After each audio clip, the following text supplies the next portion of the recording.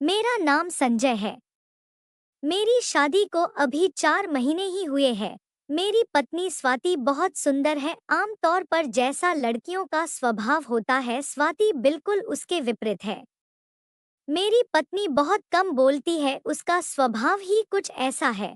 थोड़े अलग स्वभाव की है। अभी शादी को सिर्फ 4 महीने ही हुए हैं, तो मैं कोशिश कर रहा हूँ उसे समझने की। मैं कई बार चाहा कि उससे बहुत बातें करूं, लेकिन फिर मैं उसे देखकर चुप हो जाता। फिर मैंने सोचा कि वो जैसी है उसे वैसी ही रहने देता हूं, बदलने की कोशिश नहीं करता हूं। बस फिर धीरे धीरे उसकी यही बात मुझे अच्छी लगने लगी। कभी कभी जब मैं ऑफिस से समय पर नहीं आ पाता, तब भी बस वो सिर्फ यही पूछती है, आज लेट हो गए। मेरे ऑफिस के काम और बाकी बातों के बारे में वो कभी भी नहीं पूछती थी। पूछने पर वो कहती थी कि मैं ऐसी ही हूँ, मुझसे ज्यादा बातें होती नहीं है। मेरी पत्नी के साथ मैं बहुत खुश था।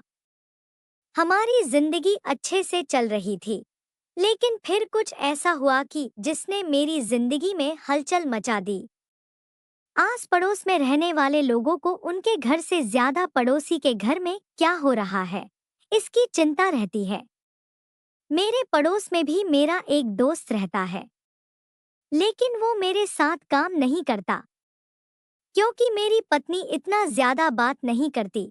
इस कारण वो पड़ोस के लोगों से ज्यादा दोस्ती या मेल मिलाप नहीं बना पाती है।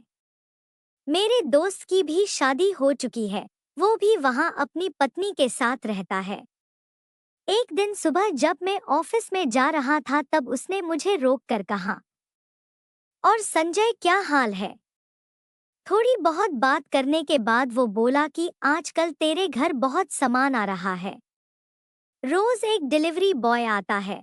उस समय मैंने उसकी बात पर ज्यादा ध्यान नहीं दिया। मैंने कहा कि कुछ मंगवाया होगा, स्वाति ने। बाहर जाना उसे पसंद नहीं था, तो शायद वो घर पर ही घर की चीजें मंगवाती होगी। मैं ऑफिस चला गया और उस बात को जैसे मैं भूल ही गया। घर वापस आकर मैं स्वाति से इसके बारे में बात करना भी भूल गया। सच कहूं तो उस समय मुझे लगा कि इसके बारे में क्या पूछना। लेकिन जैसा कि मैंने कहा, आपके घर में क्या हो रहा है, यह आपसे ज्यादा पड़ोसियों को पता होता है। मेरा वो दोस्त मुझे 3 दिन बाद फिर रोक कर यही बात करता है। इस बार उसका तरीका पहले से कुछ ज्यादा अलग था। उसने मुझसे कहा, संजय वो डिलीवरी बॉय पहचान का है क्या, रोज दोपहर आता है? इस बार मुझे थोड़ा सा एहसास हुआ कि आखिर वो कहना क्या चाह रहा है। जब मैं ऑफिस में काम कर रहा था, तो भी मैं उसी बारे में सोच रहा था। आम तौर पर मैं अपनी पत्नी को ऑफिस से तभी कॉल करता हूँ जब मैं लेट होने वाला होता हूँ। लेकिन उस दिन मैंने उसे फोन किया, वो भी दोपहर के समय। मेरे 2 बार फोन करने के बाद भी मेरी पत्नी ने फोन नहीं उठाया। मैं अपने काम में लग गया, लेकिन मेरे मन में अब कई विचार उठने लगे। मैं अपना काम करने लगा। करीब 2 घंटे बाद मेरी पत्नी का फोन आया। बोली कि फोन कहीं रखा था, पता ही नहीं चला कि आपका फोन आया है। उसने पूछा कि क्यों फोन किया था। मैंने कहा कुछ नहीं, आकर ही बात करता हूँ। शाम को मैं घर गया। मैं चाहता था कि मेरी पत्नी से सीधा सीधा पूछ लूं, लेकिन मैं वो नहीं कर पाया। मैंने उससे पूछा कि कुछ शॉपिंग कर रही हो क्या ऑनलाइन? उसने कहा नहीं। मैं आगे कुछ पूछता, लेकिन वो उठकर वहां से किचन में चली गई। शादी को अभी 4 महीने ही हुए हैं। मैं मेरी पत्नी को समझने की कोशिश कर रहा था कि यह एक अलग ही बात मेरे जहन में अपना घर बनाने लगी। अब मुझे मेरी पत्नी के स्वभाव पर भी शक होने लगा। मुझे लगने लगा कि कहीं उसका कम बोलना इसलिए तो नहीं कि वो मुझे पसंद नहीं करती।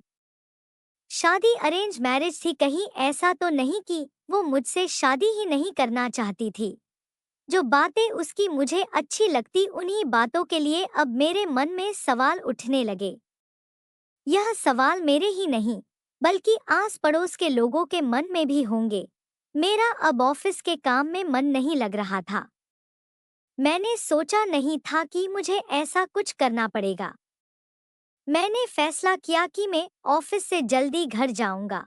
उस दिन मैं मेरी पत्नी को बिना बताए ऑफिस से दोपहर को निकल गया। मैं सीढ़ियों से अपने फ्लैट की ओर जा रहा था और सोच रहा था कि जो मैं सोच रहा हूँ ऐसा कुछ भी ना हो। मैं अपने फ्लैट के दरवाजे पर पहुंचने वाला ही था कि तभी मेरे घर से एक लड़का, जो कि डिलीवरी बॉय ही था, निकला और सीढ़ियों से नीचे जाने लगा।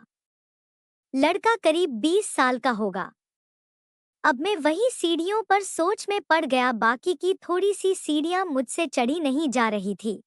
अब मैंने सोचा था कि आज हाँ या मैं नहीं, आज पूरी बात होगी। मैं अपने फ्लैट के दरवाजे पर पहुंचा और बेल बजाई।